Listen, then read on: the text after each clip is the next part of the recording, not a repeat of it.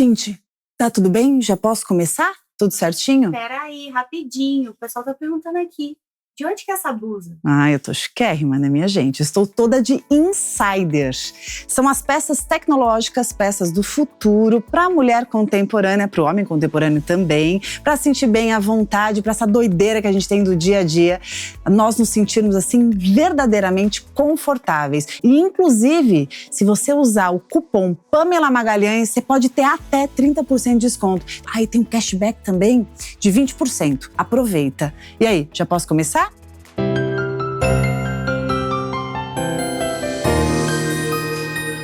Vivi, como vai você? Eu tô bem. Tô vivendo um momento de menopausa. Entrei na menopausa, né? E é meio confuso, complicado. Eu sei que é um assunto que, ainda bem, tá muito em voga, Sim. muito na moda agora, falar sobre. E eu sei que tem muitas mulheres que precisam realmente de vozes falando, porque muita gente se sente sozinha. E eu me senti sozinha nesse momento. A gente tem muito… Eu falo a gente porque tem muitas mulheres que sentem assim, entrei na menopausa, é uma vergonha, não funciono mais, né? Tô velha, não presto mais, porque é assim que é colocado sempre. E eu resolvi procurar um médico, porque eu comecei a passar por várias situações muito ruins. O que você sentia? Eu comecei com muitos calores, né? E nem todo mundo começa com esses calores, mas eu comecei com muitos calores. Aí esperei uns 15 dias para procurar ajuda, porque eu vi que realmente eram os calores, não dormia, raiva durante o dia, não dorme, me sentindo mal, muito mal mesmo.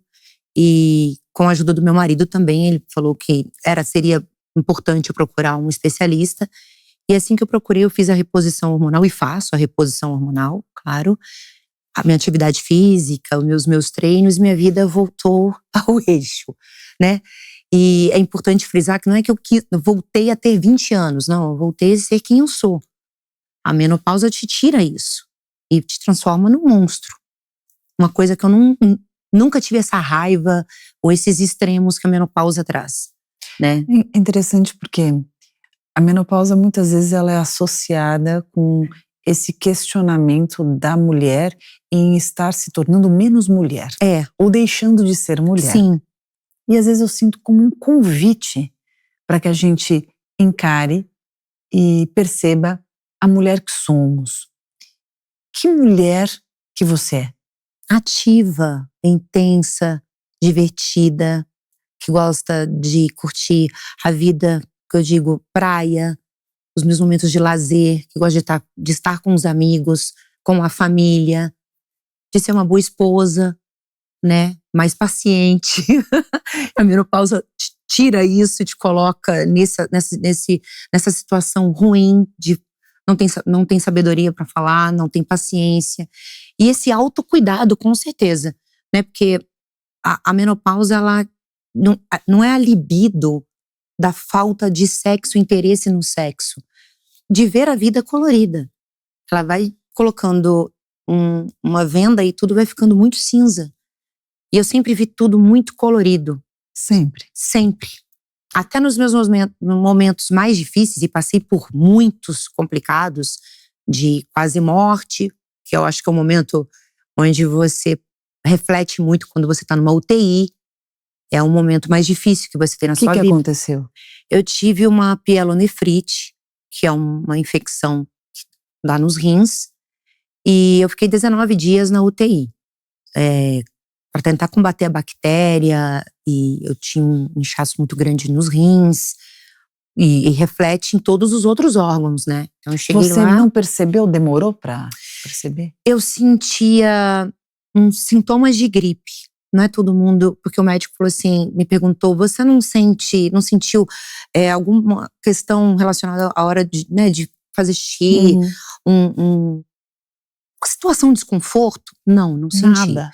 Eu sentia uma indisposição, como se fosse uma gripe.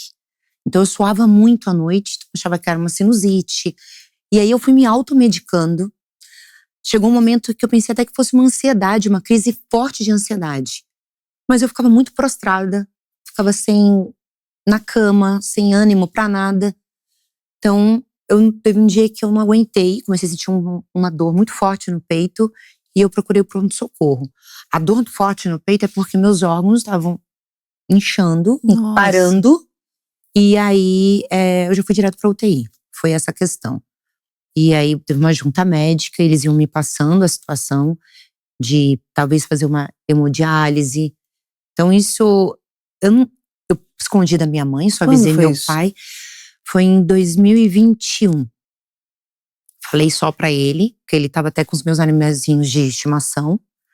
E só pra recapitular um pouquinho, eu tava em Minas com o meu pai na minha casa. Eu tenho uma casa em Minas com os meus cachorrinhos, são 2 cachorrinhos e um gatinho lá. E eu comecei a sentir esses sintomas. Eu cheguei a procurar um pronto-socorro em Minas, e aí acharam que era Covid. Eu cheguei a fazer um exame, viu que não era, e esse desconforto continuava. E aí eu precisava vir até São Paulo para receber um hóspede, que eu tenho um imóvel aqui, e eu alugo ele pelo aplicativo. E tinha uma regra no meu prédio que eu tinha que receber, os proprietários tinham que receber esses hóspedes, né, para liberação. E eu tinha que vir de qualquer jeito. E eu lembro que meu pai falou assim: pede para alguém fazer isso para você. Não tem ninguém que possa fazer. Eu falei: pai, isso não pode ser feito por ninguém, só por mim. E que bom que isso aconteceu. Porque quando eu cheguei em São Paulo, eu recebi essa pessoa e no dia seguinte eu fui pro pronto-socorro e assim eu tive esse atendimento mais importante e onde viu o que eu tinha. Eu cheguei meio-dia e meu diagnóstico aconteceu meia-noite. E como que você lidou? Então, é estranho, assim, eu não conseguia chorar, nem sentir pena de mim. O que eu sentia era: nossa, ainda bem que eu vivi pra caramba. Porque se acontecer de aqui ser o ponto final, eu vivi muito. E vivi bem, e vivi gostoso. É lógico que eu não quero morrer, quero viver mais, né? Porque eu gosto de viver. Mas foi difícil pra mim. Não do ponto de entrar em desespero. Por quê? Porque eu sabia que eu precisava alimentar minha mente com coisas boas pra medicação surtir efeito e eu não trabalhar contra mim. Minha cabeça não me afundar. Você tava sozinha ou tava com alguém? Eu tava sozinha. Então eu tive que ligar pro meu pai pra avisar que eu ia entrar numa UTI. E ele falou: não fala isso com a sua mãe, porque realmente a minha mãe, ela é mais apavorada e tal, e seria, né, uma mãe, né, vendo um filho indo pra longe, né, que eles moram em Minas. E você, é comum pra você na sua vida se ver sozinha em situações difíceis? Eu, por exemplo, agora, casada, já passei por alguns momentos difíceis, mas é meu preferir ficar só. Sabe? E não é porque eu quero sobrecarregar alguém, é porque eu fico refletindo mesmo sobre como eu vou sair dessa situação, por que eu tô passando por isso. Isso é muito meu. Não só quando eu passo por problemas difíceis, mas, por exemplo, eu tô doente, tô sentindo uma dor, eu fico mais quieta, eu fico mais reclusa, sumo inclusive das redes sociais. É meu isso. Desde quando que você é assim? Você foi uma criança, uma adolescente que embotava para lamber suas próprias feridas? De se fechar no seu mundo? Olha, eu fui muito cercada pelos meus pais, mas não fui mimada. Né? Você tem irmãos? Tenho uma irmã mais velha. Fui, né, tive de tudo, fui muito amada, mas todas as vezes que depois de criança, adolescente, quando eu comecei a trabalhar, sair de casa, eu achei importante isso pra mim, não ter que ficar passando isso pros meus pais. Principalmente quando eu cheguei aqui em São Paulo, saí da casa dos meus pais para vir pra cá, atrás dos meus sonhos. Eu passei por muitas situações difíceis, mas eu não ficava reportando isso pra eles. Eu sabia que isso ia deixar eles muito preocupados. Então eu sempre lidei. A partir daí eu comecei a lidar com os meus problemas e achar melhor lidar com os meus problemas sozinha. Então você poupa seus pais? Sim, sempre os poupei. Por quê? É difícil para os pais ver uma filha sair de tão nova, né, de dentro da casa deles, pra cair em São Paulo. São Paulo, se você não entender essa cidade, você é engolido por ela. De onde vem essa coragem? Ai, tá no meu chip, eu falo assim. Minha mãe é muito corajosa, meu pai também. São 2 guerreiros, batalhadores. Mas minha mãe também saiu da Bahia e foi pra Brasília tentar a vida lá. Saiu, né, morava na roça e saiu foi pra Brasília pra tentar algo novo, melhor pra vida dela. E lá ela conheceu meu pai é carioca, também foi pra Brasília. Nasci em Brasília. Então acho que nasceu, DNA, tá no meu sangue. E você lembra cedo de alguma situação que te obrigou a ter coragem? Te convidou para esse lugar? Muitas coisas, o fato de ter saído de Juiz de Fora, né, que meus pais depois foram morar lá, e moram lá até hoje. E vir para São Paulo e encarar em nome dos meus sonhos, do que eu queria para mim, do que eu acreditava que eu iria conseguir, é daí que veio a minha coragem. Porque eu falo sempre com os meus amigos lá de Juiz de Fora, que eu tenho amigas, tenho até esse grupo, meninas, né, quando a gente se conheceu, quando tinha 14 anos de idade. E elas falavam, nossa, eu lembro que você falava assim, olha, um dia eu vou ficar famosa, um dia vocês vão me ver na televisão. E aí elas falavam assim, cara, não é que você conseguiu? E eu sempre tive isso como certo, era o que eu queria, mas eu tinha certeza que eu ia conseguir. Sempre eu coloquei isso na minha mente. E eu acho legal falar sobre isso, porque assim, depois de tudo que eu conquistei, consegui fazer, que estava aqui e aqui, eu fui ler o livro O Segredo e vi o filme O Segredo. Eu tinha uma agenda quando eu tinha 15 anos, onde eu tenho ela até hoje, tudo escrito que eu queria, de coisas mínimas, assim, eu quero uma televisão, e eu lembro na época que era uma televisão de tubo, eu queria essa televisão no meu quarto. Então eu queria uma televisão, eu queria um toca-fitas, eu quero realizar o sonho de ter uma casa, então eu desenhava a casa, eu quero... Então você estava falando de foco, obstinação, né? Também. E eu fui ticando tudo isso. Eu conquistei muito, eu fui muito além do que eu queria, né? E sempre foi assim, eu coloco uma coisa na minha cabeça, eu sinto aqui dentro que eu tenho que tentar, que eu tenho que entrar em contato, que eu tenho que buscar isso, porque eu vou conseguir. Por que você acha que algumas pessoas sonham, realizam, outras sonham e não realizam? Porque algumas pessoas, elas alcançam aquilo que elas querem e outras não alcançam. Qual a diferença? Porque não pode ser só sonhar. Você tem que realmente sentir que você está vivendo aquilo ali, que você já realizou e você se imaginar naquela situação e ter a ação.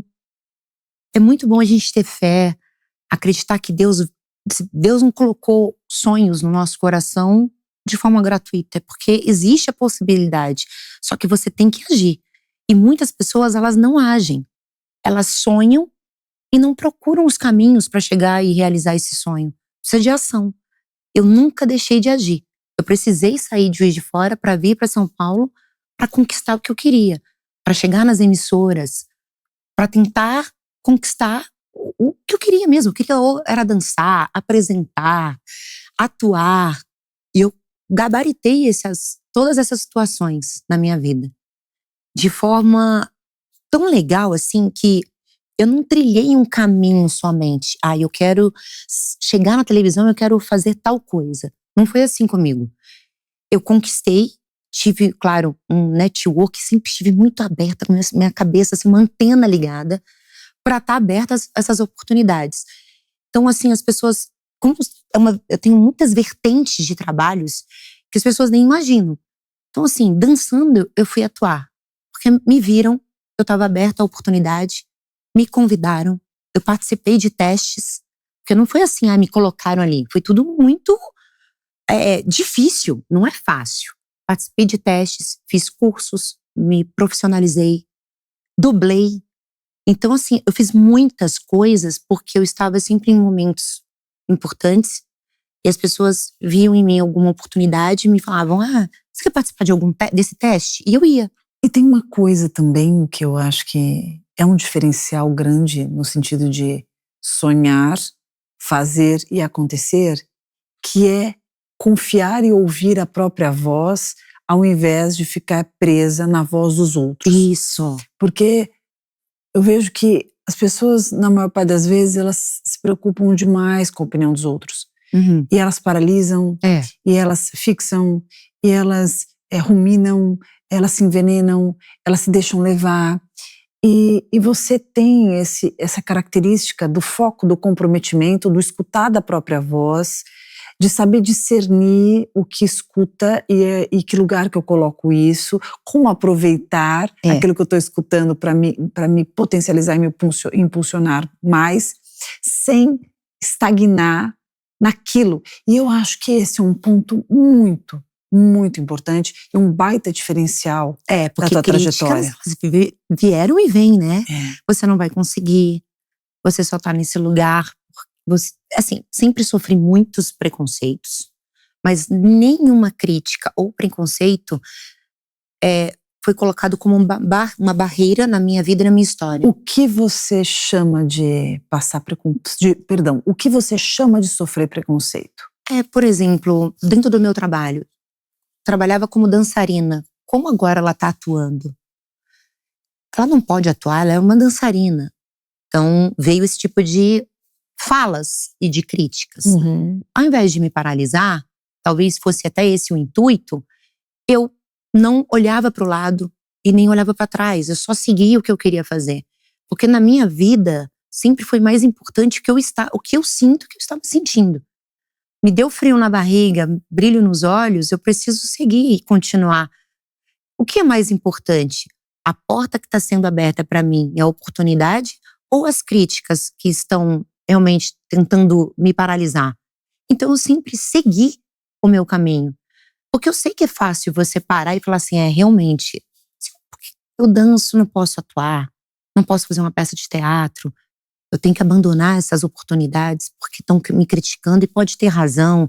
Talvez eu não seja uma pessoa que mereça essa oportunidade ou essas oportunidades. Eu nunca parei para pensar isso. Tá? Porque eu sei que eu convivo com outras pessoas e as pessoas, elas se paralisam, elas começam a fazer uma autoanálise de acordo com as críticas e eu nunca me abati e deixei ser parada mesmo diante dessas coisas. Muito pelo contrário. Então eu sempre ouvia uma voz interior, vai ser legal, você vai viver um outro momento. Hoje você vive algum tipo de preconceito? Tem muito, né? As redes sociais, quando não tinha rede social, eu ouvia de algumas pessoas, mas através de fofoca. Não é que vinha alguém na minha frente e falava. Hoje, com as redes sociais, existem, que a gente chama, são os haters. Então, e o acesso, né? Isso, o acesso. Chega. Então, assim, nem sempre eu olho os comentários. Eu faço uma postagem, ou eu tenho orgulho de mostrar o que eu tô vivendo e dividir com as pessoas. E eu não fico prestando atenção nesses comentários. Mas quando eu paro para prestar atenção, eu vejo o que tem. Até que eu comecei a analisar o seguinte. Por exemplo, tem 100 comentários legais. 5 ruins, é ali que a gente... Meu Deus! Eu falei, não posso viver assim. Por que 5 comentários tem que doer tanto, mais do que tantos outros comentários? E eu não falo de elogios para alimentar o meu ego. São comentários tão legais que eu recebo falando sobre coragem, falando da vida intensa, da maneira como eu vivo. E normalmente o preconceito vem de quem? Dos homens. Dos homens. Não vem das mulheres. Você acha? Porque, olha, são várias camadas o que eu acho, assim. Primeiro, eu comecei muito novinha, né? Eu comecei com 20 anos, 18, 19 anos. Tô com 48 anos. Eu comecei a entender que as pessoas, elas não aceitam, algumas pessoas não aceitam, porque vem daí algumas críticas, de eu estar envelhecendo, estar amadurecendo. Eles não aceitam isso. Então, daí começam as críticas. Tá velha, tem que parar, já deu, seu tempo passou. E aí, o que eu comecei a analisar a respeito disso? É que deve ser difícil você ter um ídolo, uma musa, alguém que você admire, que você acompanha há muito tempo, ver passando as fases envelhecendo, isso significa que você está envelhecendo e você não aceita isso. E aí você precisa atacar as pessoas. E aí, eu entendendo isso, eu vi que isso não é um problema meu. Até porque eu acho um privilégio mesmo. É fácil? Claro que não. Não vou romantizar, tá envelhecendo. É legal. Não, porque vem a menopausa, um monte de vários cuidados que tem que ter. Mas eu tô envelhecendo porque eu tô vivendo. E a outra alternativa eu não quero na minha vida, né? Que todo mundo, tem que paralisar a sua vida. A outra alternativa é morrer. Existe um lugar que eu acho interessante a gente olhar, que é meio que um meio termo. Os ataques, eles não te derrubam, você consegue seguir. Mas a gente também não pode se enganar. É chato, né? É chato. A gente toca o barco, a gente segue, mas Sim. é chato. Eu também concordo, eu acho que as críticas, elas são confissões, né? E muitas vezes esse lugar da internet, de você estar atrás, muitas vezes de um perfil que nem existe, que é fake, ou mesmo de uma fotinho ali, que dificilmente alguém vai lá te encarar de frente, porque você está virtualmente ali atacando. Eu acho que isso também favorece que esses ataques eles aconteçam com mais frequência. Mas a gente não pode normalizar isso, sabia? Porque não deixa de ser violento, não deixa de ser nocivo, não deixa de ser uma covardia. Sim. Claro que a gente toca a vida, a gente aprende a lidar, porque acho que desde que o mundo é mundo, existem as pessoas que nos atacam. Nos atacam porque muitas vezes projetam na gente as suas próprias sombras. Muitas vezes através do que você desperta naquela pessoa, é a reação que ela consegue ter, afinal as pessoas, elas dão aquilo que elas têm, né? Então, que bom que a gente consegue transitar e que bom que você consegue tocar e seguir tua vida. Mas que a gente não normalize, porque é ruim, é uma coisa, é agressivo, é algo que em muitos momentos a gente segue. Mas tem dias que a gente está mais sensível, tem momentos em que eu falo que, outro dia eu estava numa situação que eu não posso falar, num órgão público, e a pessoa que estava organizando a fila, estúpida, sabe? O jeito de falar, a forma, sei o quê, não era pessoal comigo. Mas o tom dele falar comigo me dava frio na barriga, sabe? Mas Pamela, você não lido nos meus ótimos dias, sim. Mas tem dias que a gente tá mais sensível, tem dia que a gente tá com questões, e que uma fala mais agressiva, um comentário que pega numa coisa que a gente tá lidando, né? Quando você fala de envelhecer.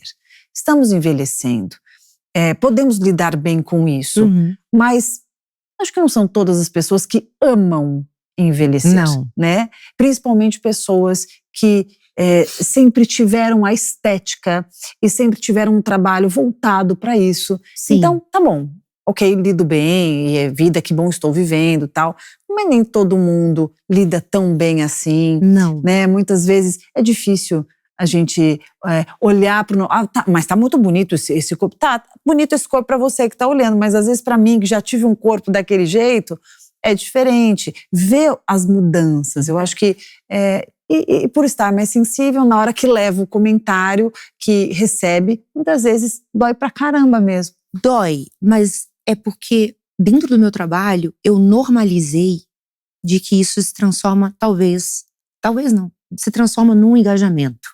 Então eu separo isso aqui. Eles estão aqui no engajamento. Você usou o seu favor, eu entendi. Você entende? Vamos usar isso a meu favor. Eles estão aqui nesse engajamento. Eu acho que mais me afeta, que me deixa às vezes triste, é quando é próximo, quando fala de alguém próximo, quando a pessoa existe e ela talvez venha com uma fala, alguma coisa. Você diz do teu mundo, né? Isso. Do teu mundo. Porque na internet é aquilo, tá atrás de um computador, de uma tela, as pessoas ficam muito corajosas, elas devem ter uma vida amarga, suas frustrações, e realmente elas vão descarregar ali.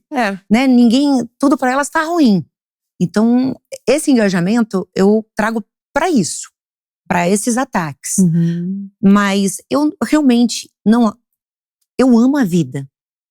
Amo. Então, eu gosto de viver. Vivo com urgência. Eu falo isso sempre pro meu marido. Fiz 48 anos, é uma curvinha na vida. Assim, meio século de vida. Você tem noção o que é isso? Então, chegou aquele momento de não existe depois eu faço, depois a gente vê. Então, isso é uma fortaleza que eu tenho dentro de mim de não me importar com essas coisas. Eu realmente vivo o que eu quero, da maneira como eu quero, das escolhas que eu quero fazer. Sempre foi assim? Sempre foi assim. Sempre. Nunca me importei se isso vai me afetar de alguma forma.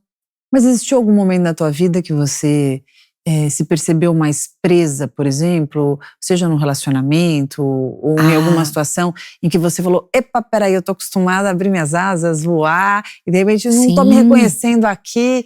Eu passei por isso e ficou como um aprendizado na minha história. Porque eu sou uma pessoa intensa, eu gosto de viver, eu gosto de desbravar o mundo, eu sou curiosa.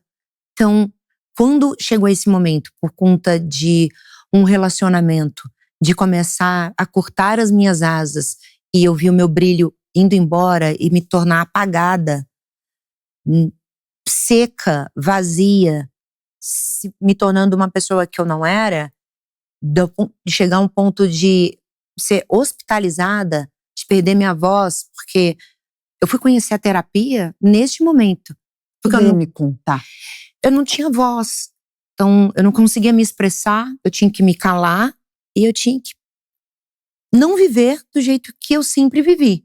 Eu tinha que ter me colocaram numa situação onde eu tinha que ter vergonha de todas as minhas escolhas, da minha vida, de quem eu era. E isso entrou na minha vida, isso foi de pouquinho em pouquinho, eu realmente fui secando. Como começou isso? Começou tudo bem, mas de repente, não quero essa roupa, não quero esse cabelo. Você é a legalzona da turma. Os meus amigos te adoram porque você é a legal. Né? Então, essas mini alfinetadas, um problema de autoestima da outra pessoa, da insegurança dela, foi jogando tudo isso pra cima de mim. E que chegou um momento que eu perdi minha voz.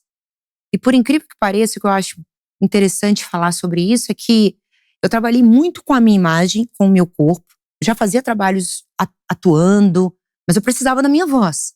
Então eu apresentava um programa e lá eu fui afastada até que minha voz, pra poder literalmente você perdeu a voz, né? Eu perdi minha voz. Literalmente. Sim, eu perdi minha voz literalmente. Então, a primeira coisa, eu fui procurar uma fono, um otorrino, pra ver se era um problema nas cordas vocais, alguma coisa, porque eu começava a falar, eu começava a tossir, e eu não saía voz. E aí eles fizeram vários exames, eles acharam que tinha que operar, mas viram que não era isso. E ele chegou, esse médico, me sentou e falou assim, ó, o seu problema não é aqui, a gente vai te passar por uma fono. Procura essa fono aqui. Aí eu procurei. Eu sei que na terceira consulta com ela falou assim, você me dá licença pra falar uma coisa com você? E ela se levantou, aí ela virou a minha cadeira e falou assim, ó, nem eu que sou mais velha que você tenho essa linha aqui. Essa linha que você tem aqui já tava marcado, porque eu não conseguia falar. Tava aqui entalado.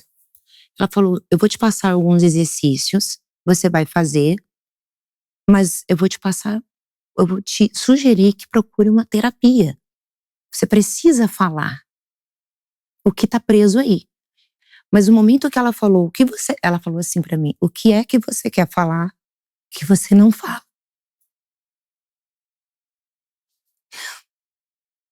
E aí, eu procurei uma psicóloga, uma terapeuta, e que foi a coisa mais maravilhosa que aconteceu comigo. Porque eu coloquei pra fora tudo que eu precisava. Sem vergonha, sem vergonha nenhuma, sabe? E o que você começou a falar? Eu estava numa situação, foi o ponto-chave, na verdade, em que eu tinha vergonha eu comecei a ter vergonha de quem eu era, de todas as minhas escolhas, de ser alegre, expansiva, de ser intensa, de ser colorida, de ser divertida, espontânea. E ela falou assim, mas por que essa pessoa tem tanto poder para mudar quem você é? Se eu sei que você não é assim. Se o que você me contou até agora, você só me contou momentos legais na sua história, e toda vez que você falou das suas escolhas, do seu trabalho, tinha brilho no olhar. Ou seja, você ama tudo que você faz. Por que que essa pessoa te trouxe essa venda e você deixou ser colocada, né? Essa venda e ver tudo cinza. Por quê? Não sei. Eu não sei. Não sei por quê. Eu só sei que, diante disso, a minha vida, fiquei fazendo, né, todas as sessões. E chegou um momento que ela me pediu, eu não sei se é legal falar isso, mas eu acho importante porque fez parte da minha história, é verdade. Ela falou, você tem fé em alguma coisa? Procure a sua fé, onde que tá também, né? E me indicou um lugar, fui na Federação Espírita, aqui em São Paulo, e comecei a fazer um tratamento de palestras, né? Não tinha nada a ver com religião, são palestras, toda sexta-feira eu ia lá, então eu ficava de 1 às 4 assistindo essas palestras. E aí eu me resgatei, eu comecei a ver a vida novamente de um jeito, do meu jeito. Eu lembro que chegou um momento que eu falei assim, quando acabou o meu momento com ela, eu falei assim, eu tô com vontade de tomar sorvete e tirar uma foto eu tomando esse sorvete. Só que eu acho que eu não sou merecedora de colocar isso, não, as pessoas vão ver que eu tô feliz, e esse momento não é pra eu estar feliz, né? Ela falou, você está com vontade de tomar sorvete? Você quer colocar essa foto onde você quiser? Quer mandar pra alguém? Faça isso. Por que você quer ficar carregando essa culpa? Eu lembro que eu saí de lá, eu parei numa sorveteria, tomei um sorvete, eu fiquei, assim, é uma coisa, um gesto tão simples, mas até isso eu tinha vergonha, porque eu achava que eu não era merecedora. E como foi terminar essa relação? Como foi esse processo? Foi difícil, muito difícil, principalmente porque me causou essa situação de enxergar o mundo, como eu falo sempre, cinza, de me ver num lugar que não é meu. Ali foi o momento de foi uma coisa que fez separou esse momento para agora, de sustentar as minhas escolhas, de abraçar as coisas que me fazem feliz, que me deixam bem, e não viver embaixo das críticas apontadas para mim. Porque isso adoece de verdade. E eu adoeci. Então, a partir daí, eu tive outras situações parecidas, onde as pessoas mostravam esses pequenos sinais de me colocar apagada, de me colocar num outro lugar que não é meu. Eu acho que isso virou um círculo vicioso, por quê? Porque por ser assim, eu atraía pessoas que precisavam que eu fosse assim. Sim. Elas aproveitavam dessa minha energia e eu ficava com a energia delas. E se a amizade acontecer? Também. Mas eu fujo disso tudo. Porque eu sei entender os sinais. Começa com uma crítica construtiva, uma piadinha fantasiada, uma afronta, uma coisa ruim,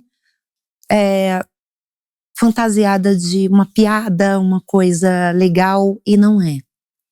Então eu entendo que as pessoas que têm problemas de enfrentar a vida, de ser intensa, de abraçar as suas escolhas, elas têm um problema sério comigo, porque eu realmente me jogo nas minhas escolhas. Eu gosto de ser quem eu sou, eu gosto de ser do jeito que eu sou.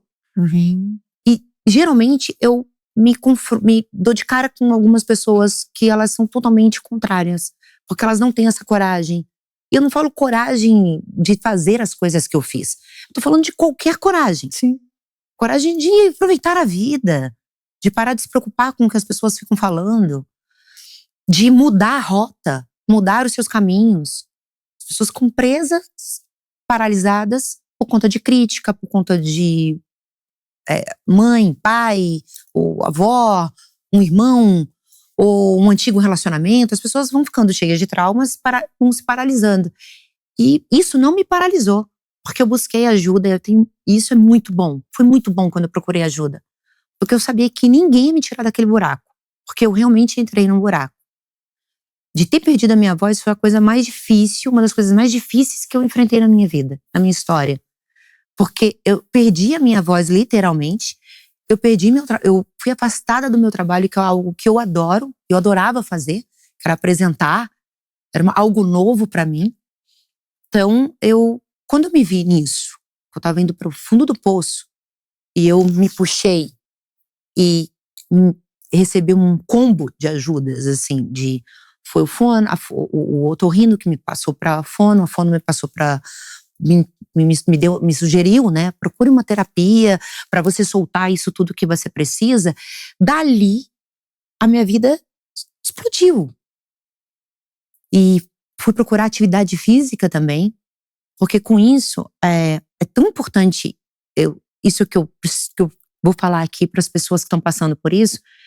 Eu tive um ganho de peso porque eu me fechei tanto de me calar, que eu fiquei extremamente inchada, cheia de coceiras. Eu tinha coceiras aqui, principalmente aqui. Então eu fiquei muito ruim. Interessante como tinha alguma coisa que queria sair, né? Sim. E o que eu não colocava pra fora ficou… Nitidamente foi uma somatização. Foi. E que interessante, porque eu fiquei fazendo uma associação com a história do rim. Porque o rim, as patologias renais, elas têm na somatização a associação com o medo.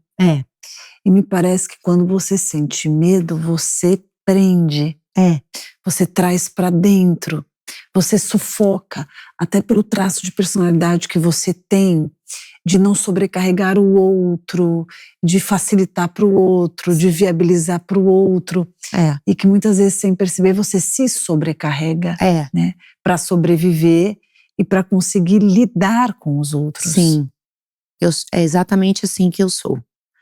Mas tem o contrário de ser super acolhedora, de me sentir muito grata por as pessoas me procurarem, mais quando elas sentem dores e problemas. E te emocionou disso? Porque eu passei por um momento na minha vida, né, em 2017, mais ou menos assim, nessa data, nesse ano, onde eu tive um número grande de pessoas me procurando do nada, passando por problemas emocionais e se sentindo à vontade de vir falar comigo. E cogitei até fazer psicologia, assim. É mesmo? Será que eu não seria legal fazer? Porque eu sou boa ouvinte, eu não julgo, então… Você se interessa? Me interesso. Procuro escutar para ter palavras, ter sabedoria para falar com as pessoas, não ficar indicando coisa. Faz isso, faz aquilo. Não é isso. Ser acolhedora mesmo. E teve um momento, assim, de algumas pessoas em seguida, uma sequência de pessoas me procurando ajuda. De pensar até em suicídio. E algumas palavras, só de ouvir, ser ouvinte, calma, divertida em alguns momentos, claro, quando eu senti que cabia isso, eu vi que, nossa, é interessante eu não conseguir preferir procurar ajuda profissional. Eu me sinto mais à vontade, porque eu acho que, por mais que a pessoa às vezes não queira falar alguma coisa pra me magoar, mas o olhar, ele entrega muito, né? Sim. Então, eu sempre procurei me trancar, me fechar, tentar observar o que eu tô sentindo e procurar ajuda. Sempre foi assim. Vou procurar um médico, vou procurar um clínico, procurar terapia, fazer uma atividade física, Com os seus você consegue fazer isso também? Pedir ajuda? Na amizade, nas pessoas que estão com você, no relacionamento, Ó, na eu tenho família? 2 pessoas extremamente importantes na minha vida, onde eu me sinto muito à vontade de falar com elas as minhas questões. Que eu não tenho vergonha de ser quem eu sou, sabe? Assim, eu não fico colocando palavras difíceis, nem romantizando nada, nem maquiando. No cru mesmo. É um grandíssimo irmão meu, que é um amigaço meu, padrinho do meu casamento. E ele até sabe, sumi da internet, não tô postando muito, ele fala, Ele já sabe. te conheço, hein? Tá sumida por quê? Se você quiser falar, eu estou aqui. E aí a gente gosta de fazer terapia na padaria. A gente fala que a padaria é a padaria do choro. Que a gente vai lá, eu falo, ele fala, a gente se emociona, a gente dá risada e a gente volta energizado pra casa. Com as nossas questões. E tem o meu marido, né, que ele é meu amigo. Então não tem porquê. É lógico que eu não falo tudo com ele. Tem coisa que eu guardo pra mim e que eu acho que é melhor guardar pra mim. Não é que eu tenho que ser, sabe, tudo transparente, tudo. Não é assim que eu enxergo. Mas eu falo muitas coisas com ele. No momento que eu tenho que chorar, eu choro. Eu fico triste. Eu fico mais quieta. E ele sabe que ou eu tô doente, ou eu tô triste com uma coisa, alguma situação tá me deixando aflita. E aí ele fala comigo, ele fala, a hora que você quiser conversar comigo, você sentir vontade, eu tô aqui, você sabe disso. E aí ele sai do papel de marido para o papel de melhor amigo também. E o que é preciso para se considerar amigo? Pra mim, É. ai, ver a pessoa desnuda também. Porque da minha vida profissional, da minha vida pessoal, eu não faço linha nem tipo. Eu sou porque eu sou. Se a pessoa chega até a minha história e eu sinto que ela faz linha, tipo, esconde, e eu sei que ela tá com alguma dor ali, e ela tá sempre se colocando num papel muito aqui, pra ninguém ver essas dores, essa pessoa não serve pra ser minha amiga. Porque ela não vai ser uma boa ouvinte. Ela não vai estar preparada pra acompanhar meus momentos difíceis. E quem se mostra pra mim, assim como eu, ela tá preparada pra frequentar minha casa, pra compartilhar dos momentos difíceis, que tenho muitos. Vivo um momento bom, positivo na minha história, né? Agora, assim, muito mesmo. Mas eu já vivi momentos muito difíceis, muito mesmo, de saúde, de perdas e de me sentir sozinha, e só chegou até mim pessoas que mostravam suas fragilidades também. Não tinham segredos, não falavam as coisas pela metade. Qual perda foi muito dolorosa? A perda do meu irmão, a separação dos meus pais, trabalhos que me Que foram. idade seus pais se separaram? Eu tinha 16, 17 anos. Foi difícil? Foi, eu achei, por um lado, como tinha muito atrito, achei bom, porque eles ficaram pessoas melhores. Uhum. Mas pra mim, foi difícil. Uhum. Né? Toda criança, né, um adolescente, eu já ouvi alguns relatos de, eu acharia legal, porque são 2 casas pra visitar, né, e a mãe compra daqui, o pai compra daqui, mas eu nunca vi por esse prisma. Sempre achei triste. É um laço que se rompeu. Mas foi bom até ali. E como estava tendo muitos atritos, eles se tornaram pessoas melhores, separadas. Isso foi um momento difícil, mas eu entendi dessa forma. E teu irmão? Meu irmão, ele faleceu, ele teve uma doença degenerativa. Nasceu normal, né, com saúde, vamos dizer assim. Fazia esportes, bonito, né, saudável. Mas ele começou a ter umas caídas recorrentes. E até que ele desmaiava. Quedas? Quedas, é isso. E ele caía, desmaiava, até que uma última queda dele, ele ficou mesmo sem mobilidade, mas conseguia falar.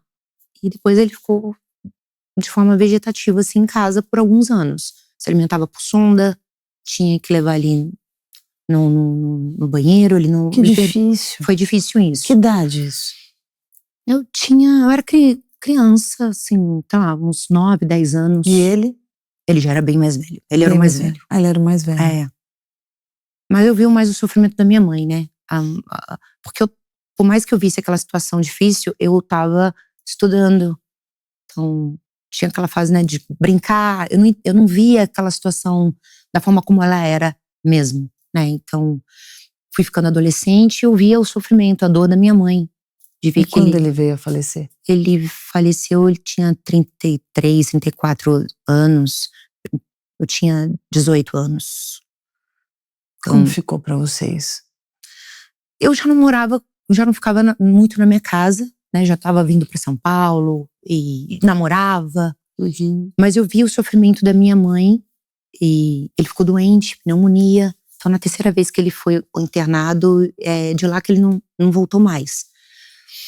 É um misto de um pesar muito grande, mas ele sofria, minha mãe sofria muito também. Então, eu achei que, pra ele, principalmente, foi sabe, descansar. Ele não, uma espécie de alívio. Me doeu, claro, principalmente no dia, porque quem já enfrentou a morte de alguém próximo sabe como é. É um ritual da notícia, do funeral e do enterro. Então são fases, e voltar para casa. E o dia seguinte. Então, viver esse luto dia após dia é muito difícil. Mas eu achei, ao mesmo tempo, acima da dor estava o descanso para ambos, para minha mãe e para ele também. E qual é a sua dor hoje maior? A minha dor hoje? A minha dor hoje é mais ligada pro futuro. O quê?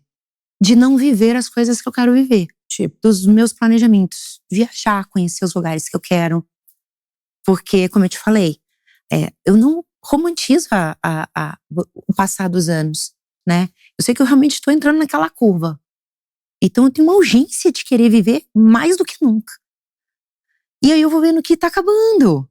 O que tá acabando? O tempo. O tempo, ele vai a cada dia mais acabando. Ah, mas não, você pode chegar aos 80, sim, mas eu posso não ter, não é a mesma energia que você tem agora. É um pico de energia que eu tô sentindo. Mas isso te assusta? Às vezes sim, às vezes eu me pego pensando assim, nossa, se eu não me aproveitar agora, não existe o depois. Eu nunca fiz isso, tá? Depois, já posterguei algumas coisinhas, procrastinei algumas coisas. Mas… Qual é o sonho? Olha que incrível, eu tenho o sonho de ir pra Disney. E por quê? Porque quando eu fiz 15 anos, meu pai falou assim, você prefere ir pra Disney ou ter uma festa de 15 anos? Eu preferi a festa de 15 anos, porque eu queria dançar a valsa com ele. Então, e foi lindo. Apesar de ter perdido o filme todo, porque era máquina. E aí eu não sei o que aconteceu, não podia tirar, né? E tiraram e não tinha… Sobraram 3 fotos. Eu tenho um álbum que tem 3 fotos da minha festa de 15 anos. Eu tenho uma fita, cassete dela. Mas você lembra? Lembro. Lembro da valsa, lembro que meu pai me deu uma aliança, um anel, um solitário. Por que você queria dançar valsa com ele? Eu achava sempre lindo, uma coisa de princesa. Um marco. E foi? E foi. Foi lindo. Foi lindo mesmo. Foi um momento incrível. Aquele vestido branco. Né? Eu sonhava mais com uma festa de 15 anos do que sonhar com, vou me casar, né? Tinha um caderno de perguntas, né? De perguntas e respostas que rodava na escola, assim, nas classes. Você casou? Você casou na igreja? Eu casei ano passado. Na igreja não era mesmo? Um sonho. E é legal falar sobre isso, porque volta lá atrás. Lembra que eu te falei sobre… Eu li o livro O Segredo, depois Sim. de ter feito exatamente… mentalizar, me sentir naquele lugar, sentir a sensação. Tá. Ano passado, meus pais foram passar as festas de final de ano na praia. Eu moro na praia. E aí tem uma capela lá linda, linda, bem antiga. Coisa mais linda do mundo. E eu fui mostrar para os meus pais essa capela, antes de ir para a praia. Eu parei e falei assim, olha mãe, olha que capela linda. Um dia eu vou casar aqui. Eu tava solteira. Minha mãe falou assim, mas primeiro tem que arrumar um namorado, né? Eu falei, tá difícil, hein? Aí vai ser difícil. Era difícil nada, aquela discussão, né? Mas brincando, em tom de brincadeira, divertido. Isso foi em dezembro. Em janeiro eu mostrei, fiz isso. Eles estavam em dezembro, em janeiro eu fiz esse comentário. Em fevereiro eu conheci o meu marido no carnaval. E nós nos casamos em setembro, nesta igreja. Nessa capelinha? É. Eu fiquei presa numa dúvida. Independente de você estar casada, e já me contou que tá muito legal a relação e tal. Esse casamento demorou para acontecer, né? A minha pergunta é, você acha difícil, é difícil encontrar alguém que realmente vale a pena, que queira um relacionamento sério, que leve a gente a sério? Sim, muito difícil. Principalmente para mim. Por quê? Né? Por ser uma pessoa pública, por ter por feito trabalhos de conteúdo adulto, ter trabalhado nesse nicho de mercado. E continuo nesse nicho de mercado com as plataformas. E assim, sempre namorei, não é que eu tive dificuldade, mas era difícil achar o combo perfeito, sabe? Mas fazer conteúdo adulto, isso cria muitas vezes uma barreira na relação? Ciúme, fantasia? Muita fantasia, a pessoa não aceita, não suporta a fantasia das outras pessoas. As pessoas, eu fico perpetuando no imaginário de muita gente. Mas eu sei lidar com isso, pra mim é fácil. Eu sei lidar com isso. E você acha que o cara, ele fica o quê? Ele fica tenso com isso? Fica tenso. Você acha que pega no machismo também? Pega no machismo, é tenso, fica tenso. Muito ciúme.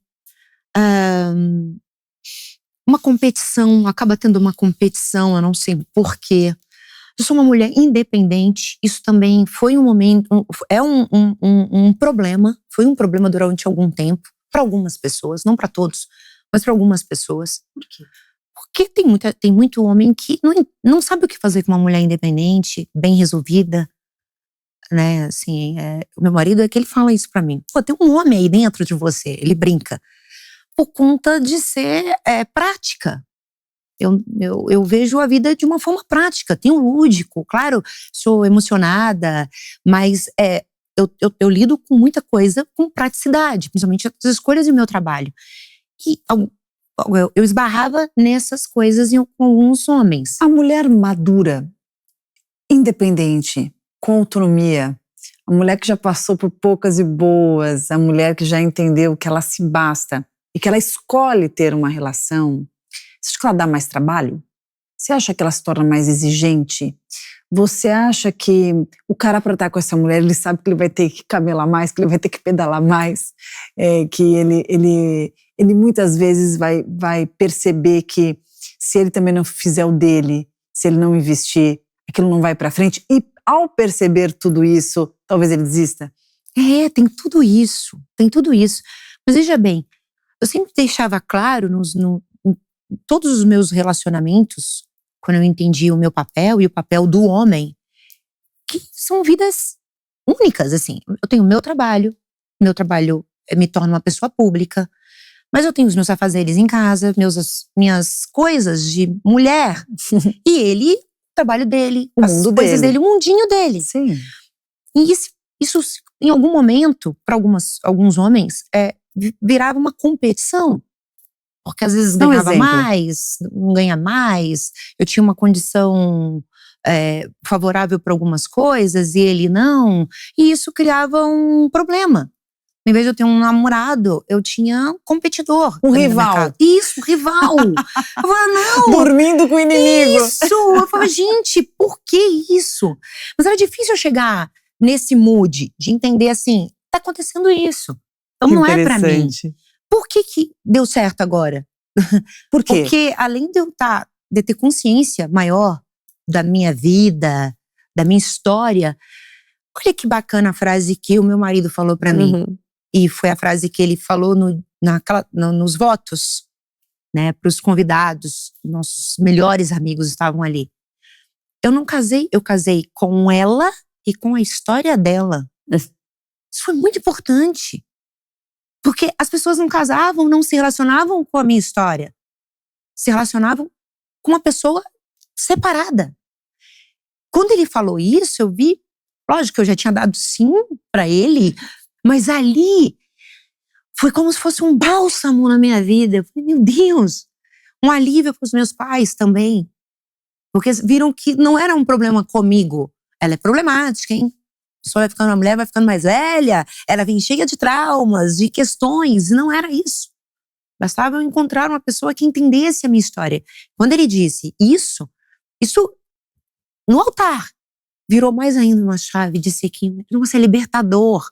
E eu sei que todo mundo vai se deparar com essa pessoa uma hora. E por que você acha que ele disse isso? Por que você acha que ele abraça a tua história? Por que você acha que ele se tornou esse cúmplice, esse parceiro? Ele é meu maior admirador. Por que você acha isso? O que ele tem? Qual a diferença? Ele vibra com as minhas coisas. Ele não coloca um apesar, um mas. Ele não me coloca pra baixo. Ele não te muda, né? Não. Ele fica feliz com tudo que eu faço.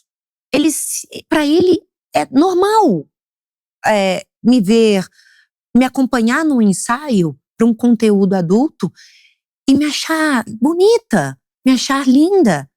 E isso não é só eu vendo, que, né, eu tô ali trabalhando e bato o olho e vejo ele paralisado ou com o celular fazendo uma filmagem.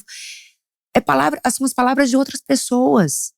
E eu acho isso extraordinário quando as pessoas que estão de fora e não convivem com a gente enxergam isso. E elas falam emocionadas isso pra mim. Fala, cara, ele é muito apaixonado. É tão bonito ver o quanto ele te admira. E é isso. Ele tem admiração por mim, pela minha história. Ele quer me ver brilhando. A gente não tem um papel de, ele é meu filho na relação, eu sou a filha dele na relação. Somos dois adultos, independentes, temos nossas histórias e nós vivemos debaixo do mesmo teto. É que eu percebo um ponto muito importante. Para mim, ele tem estrutura o suficiente, percepção sobre si mesmo, aceitação sobre o que ele é, discernimento Sim. da dimensão que ele tenha, porque eu só consigo te enxergar se eu me enxergo. E a partir do momento que ele se percebe, ele reconhece o sentimento que ele nutre por você, a conexão que existe, o momento da vida dele e talvez tudo que ele já tenha passado, e ele consegue dar um lugar para você uma vez que ele já entendeu o lugar que ele tem. Então ele não precisa te diminuir, ele não precisa competir, ele não precisa te atacar, ele não precisa ficar preocupado com os outros ou se comparando, porque ele já confiou no elo construído, nessa aliança, nessa conexão. Sim. Isso que faz com que a relação seja leve. Isso que proporciona a construtividade do relacionamento. Sim. A gente se diverte muito. Até nas questões difíceis, há a leveza para falar. Então, assim, as pessoas perguntam, mas vocês não discutem? Claro, tem uma discussão. Mas a discussão da gente é Sim, assim. somos humanos, né? Não é uma, nossa, não é isso, não. Tem hora que brigo, tem hora que eu falo umas coisas, sou ríspida, e ele também fala. Somos de carne e osso. Mas daqui a pouco a gente fala assim, vamos lá no shopping tomar um sorvete? E aí, a gente vai na academia hoje? Nossa, vamos tomar um sol? Daqui a pouco não fica remoendo. Às vezes não dá tempo nem de pedir desculpa. Entende? A gente passa aquilo ali e vive outra coisa. Você casou no ano passado? Em setembro. Fez um ano agora. É engraçado que... Bom, eu vou escrever o que eu ia falar. Acho que é mais legal pra você guardar. Vale mais a pena.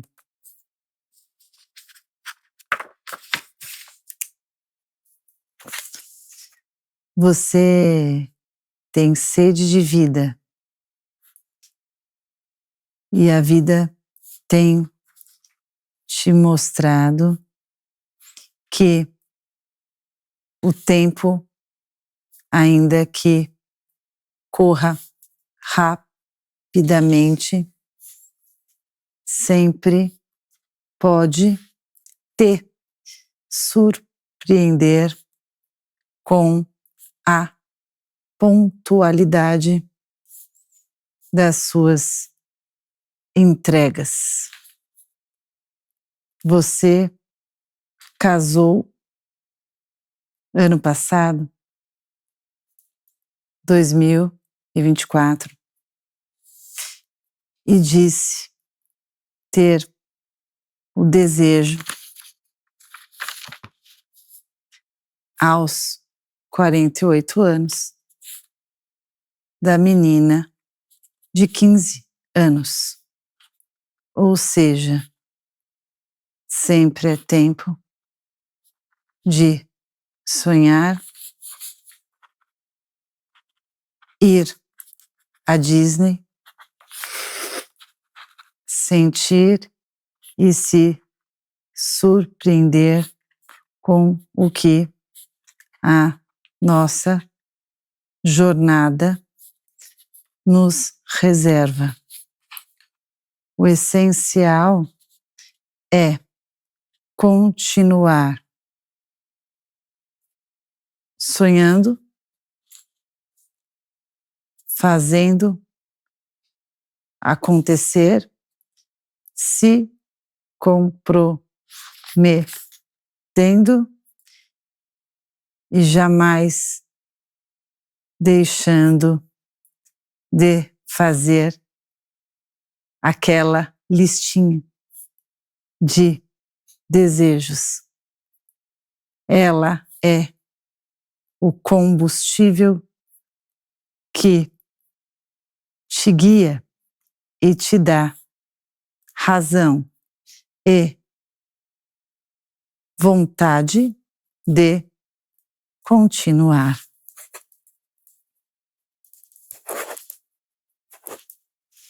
Não é? Que lindo! O tempo é relativo. As entregas, elas vêm. A gente precisa estar atento, fazer o nosso pedaço, fazer a nossa parte. Ter menos preconceitos do momento em que as coisas vão acontecer. Porque aquilo que a gente quis lá atrás e que por algum motivo não aconteceu, pode acontecer ou não.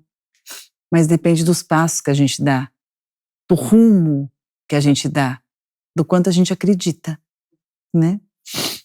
Para você guardar com muito carinho, tá? Obrigada.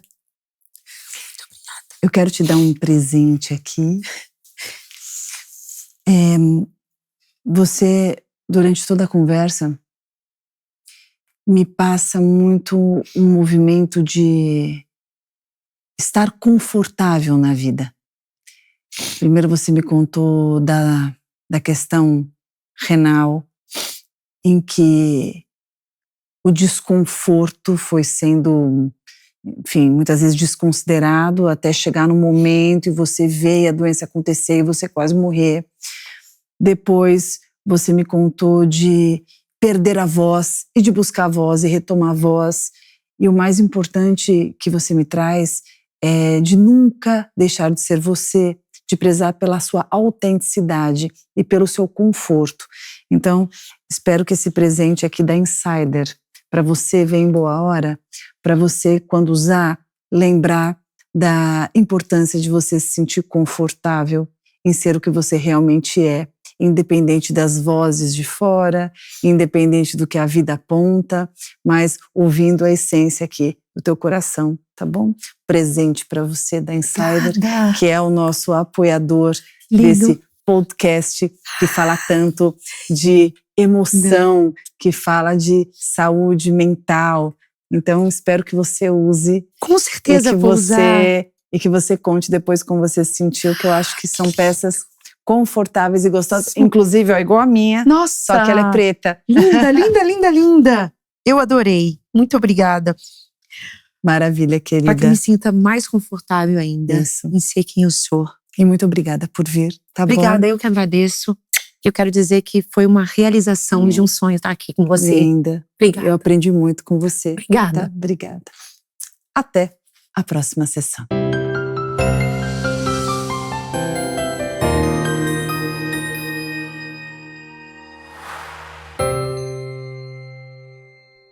Deu vontade de fazer terapia, né? Então baixe agora mesmo o PCAP, meu aplicativo de atendimento psicológico, para você fazer a sua sessão de terapia a qualquer hora, de qualquer lugar. Temos milhares de psicólogos qualificados na abordagem do jeitinho que você quiser, prontos para te atender.